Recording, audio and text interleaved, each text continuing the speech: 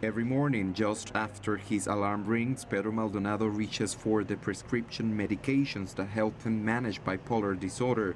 Like thousands of mental health patients in Venezuela, he struggles every day to make sure his supply of medication doesn't run out.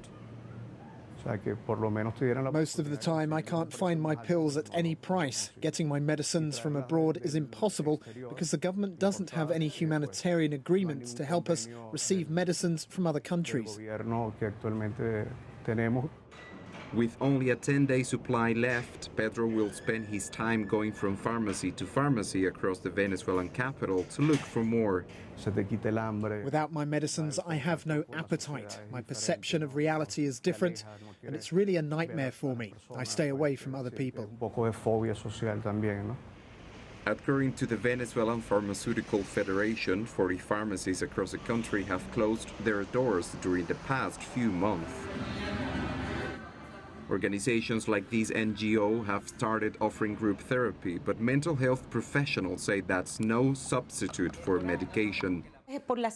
Most of the time, we rely on the solidarity of others here. We receive pills from people who donate them, and there are a few donations from abroad, but it's not easy.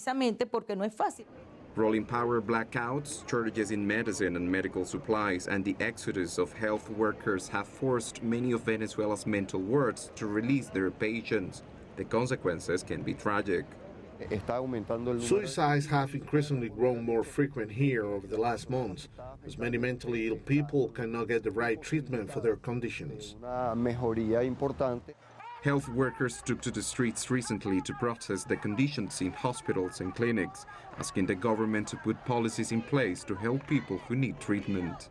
While the Venezuelan government continuously denies that its public hospitals are suffering from shortages of medicines, doctors, patients, and their families are pleading for help, saying the situation is increasingly desperate. Juan Lamas, CGTN Caracas.